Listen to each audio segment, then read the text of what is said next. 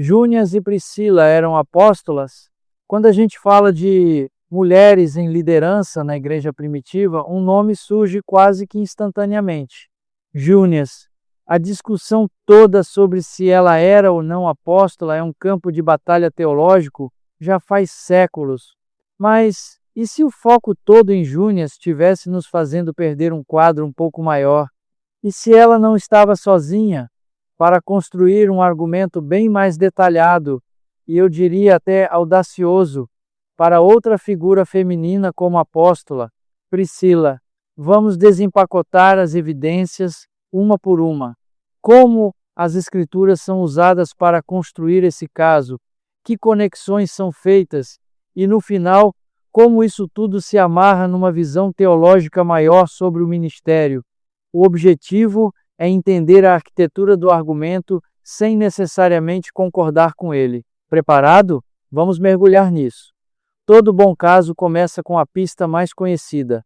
E aqui a pista é Júnias, lá em Romanos 16, 7.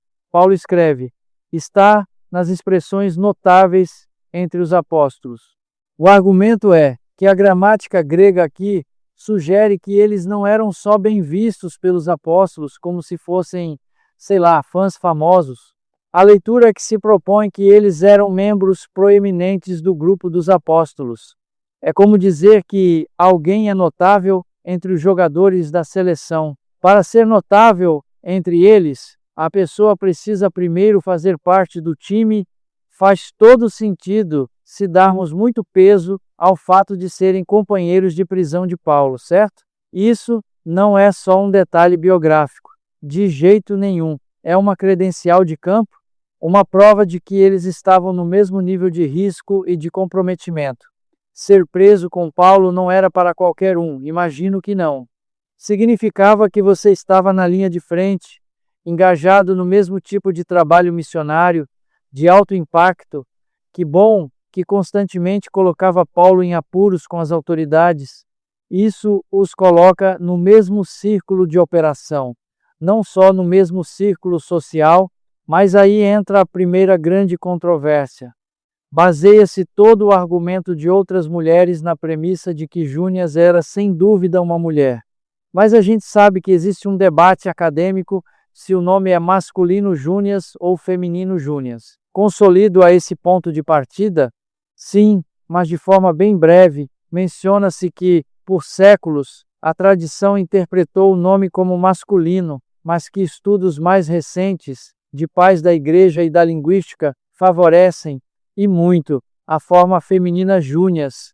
E eles seguem com isso? Sim, para o propósito do argumento, o autor do vídeo trata isso como um caso resolvido. Ele estabelece Júnias, a apóstola, como fato.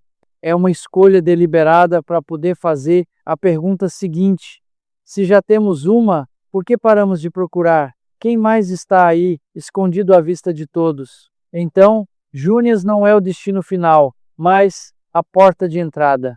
Com essa porta aberta, a fonte convida a gente a pensar fora da caixinha e procurar outras candidatas.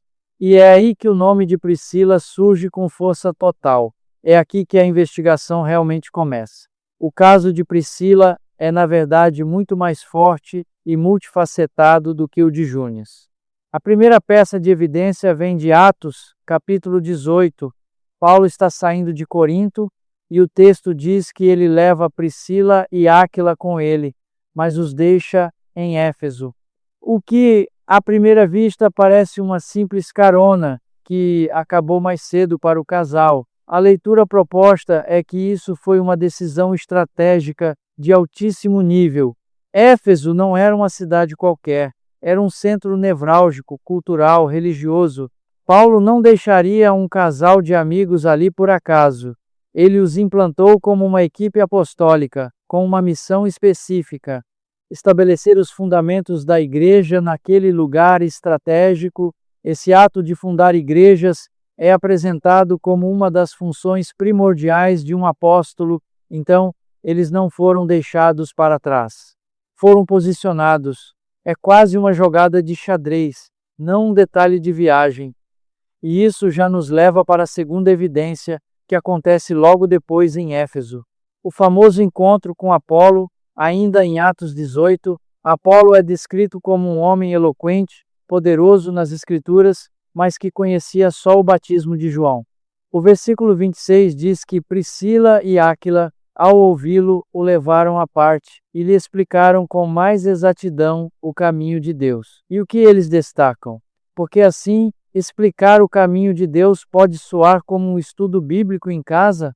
Primeiro, eles apontam que, em muitos dos manuscritos mais antigos e confiáveis, o nome de Priscila vem antes do de Áquila, o que é bem significativo, extremamente significativo numa cultura patriarcal. Isso é visto como um forte indicador de que ela teve o papel principal no ensino. Segundo, a explicação mais exata não era sobre corrigir detalhes. O que faltava para ele era a revelação da nova aliança, o entendimento apostólico da obra completa de Cristo. O que Priscila e Áquila fizeram, segundo a fonte, foi transmitir a ele o depósito da fé apostólica. Eles não deram uma aula, eles o discipularam no coração do Evangelho. E é aqui que a coisa fica realmente interessante, faz uma conexão a partir desse ensino, que é bom, é de cair o queixo. A tese é que essa instrução apostólica de Priscila e Áquila foi tão transformadora, tão profunda, que capacitou Apolo a se tornar o provável autor da Epístola aos Hebreus. Uau! Isso é levar o impacto do ensino deles a um nível canônico. Qual é a lógica por trás de uma afirmação tão ousada? A lógica é a seguinte: a Carta aos Hebreus é talvez o tratado mais sofisticado do Novo Testamento sobre como o Antigo e o Novo Testamento se conectam. Ela demonstra uma compreensão magistral das duas alianças. Verdade, de onde Apolo, que só conhecia o batismo de João, teria tirado esse conhecimento tão profundo e revelado? A resposta proposta é: ele o recebeu de seus mentores apostólicos Priscila e Áquila. O ensino deles teria sido a semente que floresceu na teologia de Hebreus. É uma ideia fascinante, mesmo que seja especulativa. O caso continua a ser construído com uma terceira evidência, que já é mais concreta. A própria linguagem de Paulo, ao se referir a eles. Em Romanos 16,3, ele os chama de meus colaboradores, em grego sinergoi. E o peso dessa palavra, segundo a fonte, é crucial. Colaboradores não é tratado como um termo genérico para ajudantes ou voluntários. Paulo usa essa mesma palavra, sinergoi, para se referir a parceiros ministeriais de primeiríssimo escalão, pessoas como Timóteo, Tito e Clemente. Então o ponto-chave aqui não é que eles ajudavam Paulo, o qual usava uma linguagem que os coloca no mesmo nível de liderança dos seus delegados mais confiáveis. É uma mudança de ajudantes para sócios na missão apostólica. É um salto conceitual enorme. Não eram meros assistentes, eram parceiros estratégicos na obra. Ao usar esse termo, que é quase um termo técnico, Paulo colocaria os dois, Priscila e Áquila, na mesma categoria de liderança apostólica, o que nos leva à evidência final que eles apresentam. A igreja que se reunia na casa deles, mencionada em lugares como 1 Coríntios 16 e 19, era mais do que ser um bom anfitrião, então, muito mais. Naquela era não existiam prédios de igreja. A igreja era a casa. Liderar uma igreja doméstica, especialmente em centros urbanos cruciais, como Éfeso e depois Roma, significava que você era o pastor, o supervisor, o professor, o ponto focal da comunidade cristã local. A casa de Priscila e Áquila não era só um local conveniente. Funcionava como um hub vital, um centro de treinamento, onde os fundamentos apostólicos eram ativamente ensinados e praticados sob a supervisão e liderança direta do casal. Para a fonte, isso é mais uma prova funcional do seu papel de liderança que eles equiparam ao apostólico. Até agora, nos deu uma série de provas, uma viagem estratégica, o ensino doutrinário profundo, um título de honra de Paulo e a liderança de uma igreja central. Como eles juntam todas essas peças para formar o quadro final, é aqui que a análise se move do histórico para o teológico. Esses fatos, como isolados, mas como parte de um padrão divino, e para explicar isso, ela introduz uma distinção importante: a diferença entre apóstolos de fundamentos e apóstolos da restauração. O que isso significa na prática? Bom, Júnias e Priscila, nessa visão, seriam apóstolos de fundamentos. O papel dela, junto com os outros apóstolos da primeira geração, teria sido crucial na fase inicial, sabe? Estabelecendo as bases da doutrina, da estrutura da nova aliança, eles literalmente lançaram as fundações sobre as quais a igreja seria construída. Eram os arquitetos do projeto original. E os apóstolos da restauração, onde eles se encaixam?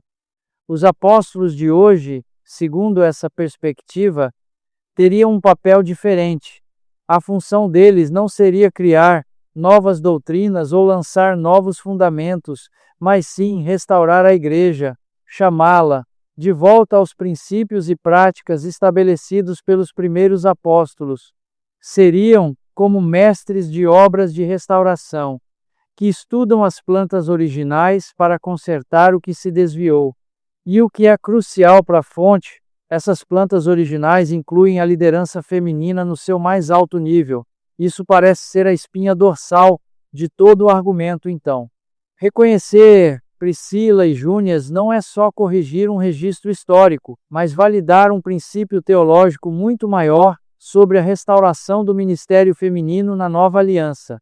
Precisamente, todo o caso construído serve a essa teologia da restauração. Vários pilares para isso. O primeiro é a aparição de Jesus ressuscitado primeiro a Maria Madalena.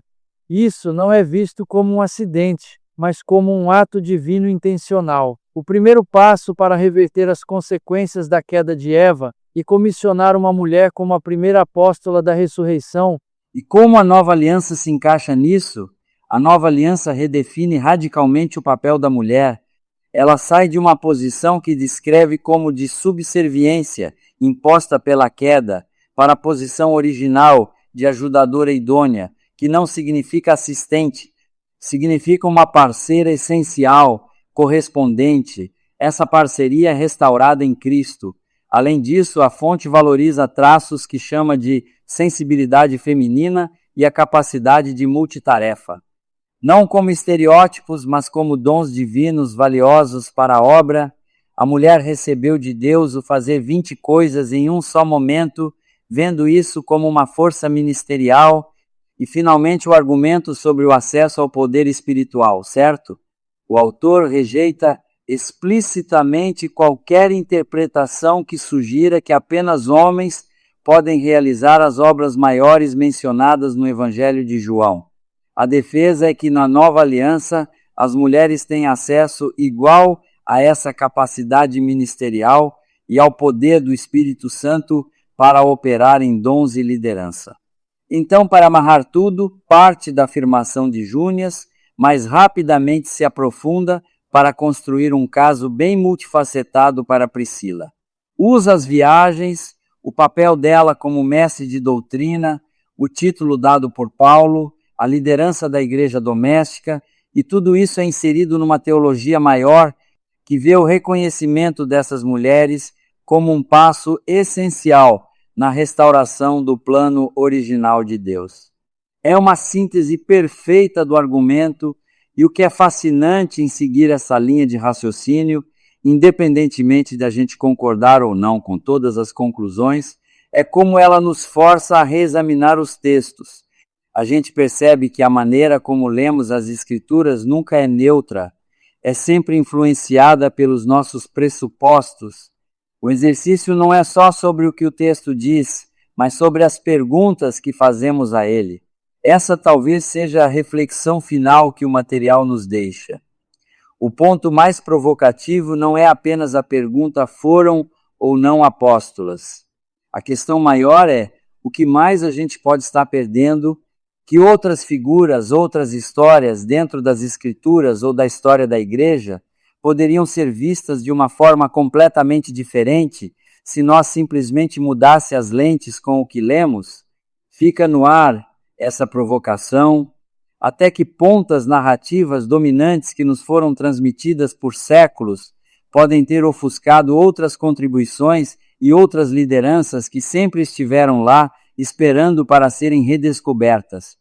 Isso se a gente tiver a coragem de desafiar alguns dos nossos pressupostos mais comuns.